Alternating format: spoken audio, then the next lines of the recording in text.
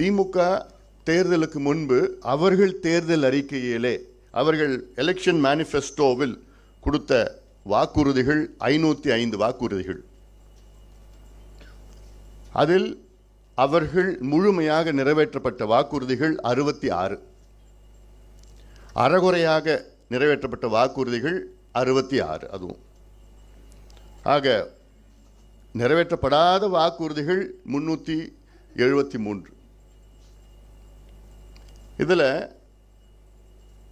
தொடர்ந்து முதலமைச்சர் ஸ்டாலின் அவர்கள் ஏன் நேற்று முன்தினம் திமுக 98 விழுக்காடு வாக்குறுதிகளை நாங்கள் நிறைவேற்றிவிட்டோம் என்று ஒரு பொய்யை மீண்டும் மீண்டும் கோயபிள்ஸ் பிரச்சாரம் போன்று சொல்லிக் கொண்டு இருக்கின்றார்கள்.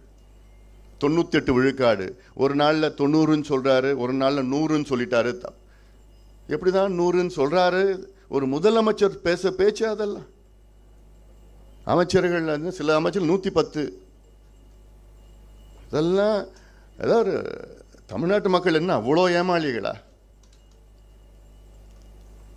ஆக கிட்டத்தட்ட 439 வாக்குறுதிகளை நிறைவேற்றாத திமுக அரசு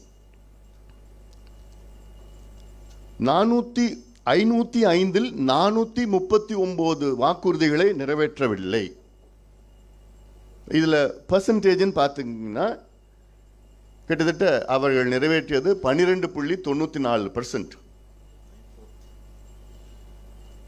12.94%. சரி, 13% வச்சுக்கங்களேன், 13 விழுக்காடு வச்சுக்கங்களேன். ஆக 87 விழுக்காடு வாக்குறுதிகள் திமுக நிறைவேற்றவில்லை. இது ஆதாரபூர்வமாக இதில் இருக்கிறது. இதற்கு நாங்கள் எங்கே வேணாலும் நான் வரேன் விவாதம் செய்வதற்கு. பொது மேடையில் முதலமைச்சர் வரட்டும், அவருக்கு நேரம் இல்லைன்னா யாராவது துணையே வரட்டும், இணை வரட்டும், அந்த அமைச்சர்கள் வரட்டும், அதிகாரிகள் வரட்டும், கட்சிக்காரங்க யாரோன்னா வாங்க, நான் வரேன். நான் நீங்கள் நிறைவேற்றாத வாக்குறுதிகளை பற்றி விவாதம் செய்வதற்கு நான் தயாராக இருக்கிறேன். எந்த மேடைக்கு வேணால் நான் வரேன். நான் ஆக வெறும் 13 விழுக்காடு வாக்குறுதிகளை நிறைவேற்றிய திமுக இன்னைக்கு மக்களை ஏமாற்றி முதலமைச்சர் அவர்கள் 98 விழுக்காடு நாங்கள் நிறைவேற்றி விட்டோம், 97ன்னு ஒரு நாள் சொல்றாரு, 98ன்னு ஒரு நாள் சொல்றாரு, 90ன்னு ஒரு நாள் சொல்றாரு. ஏன்னா அவருக்கு தெரியாது.